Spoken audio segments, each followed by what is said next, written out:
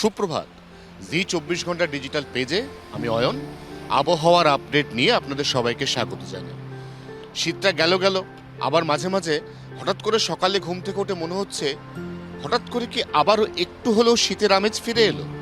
আলিপুর আবহাওয়া দফতর জানাচ্ছে পারদের সামান্য উত্থান পতনের মধ্যে দিয়ে আগামী 7 থেকে 10 দিনের মধ্যে দক্ষিণবঙ্গে আনুষ্ঠানিকভাবে এই মরশুমের শীতের পরিসমাপ্তি ঘটতে চলেছে। উত্তরবঙ্গের সমতলের জেলার ক্ষেত্রেও পরিস্থিতি প্রায় একই, ব্যতিক্রম আলিপুরদুয়ার, কোচবিহার এবং জলপাইগুড়ি। পার্বত্য এলাকার ঠান্ডার কিছুটা প্রভাব সেখানে অন্তত ফেব্রুয়ারি মাসের প্রথম সপ্তাহ পর্যন্ত পুরোটাই থাকতে চলেছে। জলপাইগুড়ি, আলিপুরদুয়ার, কোচবিহারের এই মুহূর্তের যা তাপমাত্রা, সেখান থেকে দিন এবং রাতের তাপমাত্রা আগামী 72 ঘন্টার পরে সামান্য পতন হবে। তারপর আবারও ফেব্রুয়ারি মাসের 3 বা 4 তারিখের পর থেকে উত্থান হবে। একমাত্র পার্বত্য জেলা দার্জিলিং, কালিম্পং বাদ দিলে কোথাও সেরমভাবে আর ওই সারাদিনের হাড় কাঁপানি শীতের অনুভূতি থাকছে না। কলকাতাবাসী বিলক্ষণ বুঝতে পারছেন যে রাতে বা ভোরের দিকে একটা শিরশিরানি ঠান্ডার যে ভাব, সেটা সকাল 8টা, 8:30টার পর থেকে কার্যত উধাও হয়ে যাচ্ছে এবং দিনের বেলা রীতিমতো গরম অনুভূত হচ্ছে এই জানুয়ারি মাসে দাঁড়িয়ে। জানুয়ারি মাসে এই মুহূর্তে কলকাতার তাপমাত্রা বিগত বেশ কয়েকদিন বাদে উঠে এসেছে স্বাভাবিকের ওপরে। তবে সেই তাপমাত্রা উঠে আসার পরেও খুব বেশি নিরাশ হওয়ার কারণ নেই, কারণ সরস্বতী পুজো অর্থাৎ 23 তারিখ থেকে শুরু করে একেবারে ফেব্রুয়ারি মাসের 3 তারিখ পর্যন্ত পারদের কখনো উত্থান কখনো পতন ঘটবে।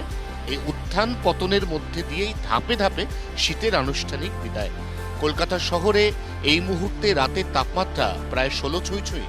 দিনের তাপমাত্রা 10 দিনের মধ্যে বেড়ে গিয়েছে প্রায় 6 থেকে 7 ডিগ্রি। সেই কারণে দিনের বেলা আমরা গত সপ্তাহেও যে শীতের আমেজটা পাচ্ছিলাম, সেটা এই সপ্তাহে সম্পূর্ণ গায়েব। এখন সব থেকে গুরুত্বপূর্ণ প্রশ্ন, হঠাৎ করে শীতটা এভাবে চলে গেল কেন? তার নেপথ্যে রয়েছে দুটি পশ্চিমী ঝঞ্ঝা। উত্তর পশ্চিম ভারতে ইতিমধ্যেই একটি পশ্চিমী ঝঞ্ঝা ছিল। গতকাল দুপুরে সেখানে যোগ দিয়েছে আরো একটি পশ্চিমী ঝঞ্ঝা, যা উত্তর পশ্চিম ভারতের কনকনে ঠান্ডা হাওয়ার যোগানকে পুরোপুরি রুদ্ধ করে রেখেছে।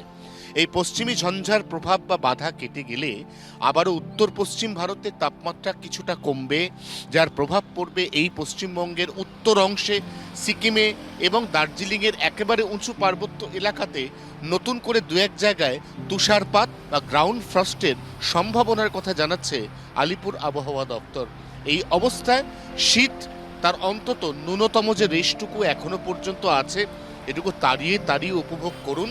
তার কারণ ফেব্রুয়ারি মাসের 3 বা 4 তারিখের পর থেকে আপনি মাথা খুঁড়ে মরে গেলেও শীতের সামান্য পরশটুকু পাবেন না। গুরুত্বপূর্ণ প্রশ্ন, জানুয়ারি ফেব্রুয়ারিতেই যদি তাপমাত্রার এই উত্থান ঘটে, সেখানেই যদি কলকাতায় দিনের বেলার পারদ প্রায় 26 ছুঁই হয়ে যায়, তারপর সেটা 27 বা 28-এ পৌঁছয়, তাহলে ঠিক কি অপেক্ষা করছে মার্চ, এপ্রিল, মে এবং জুন মাসে, সেটাই কিন্তু সব থেকে বড় উদ্বেগের বিষয়। আমরা গরমে তীব্র কষ্ট পাই, কাজে বেরোতে মানুষের কালঘাম ছোটে এবং 2026-এর গ্রীষ্ম ঠিক কোন চেহারা নিয়ে আসছে তা নিয়ে এখনো পর্যন্ত মৌসুম ভবন কোনো লং টার্ম ফোরকাস্ট বা পূর্বাভাস না দিলেও এটা বিলক্ষণ বোঝা যাচ্ছে যে ভেলকি জানুয়ারিতেই তাপমাত্রা দেখাচ্ছে, তা কার্যত এপ্রিল, মে এবং জুন মাসে চরমে উঠতে চলেছে। অতএব তার আগে যতদিন পর্যন্ত শীতের এই রেশটুকু পাওয়া যায়, ততটুকুই তো পড়ে পাওয়া 14 আনা। ভালো থাকবেন, সুস্থ থাকবেন। জি 24 ঘন্টার জন্য ক্যামেরায় অরিন্দমের সঙ্গে অয়ন, কলকাতা। বাংলার আওয়াজ, বাঙালির আবেগ, জি 24 ঘন্টা।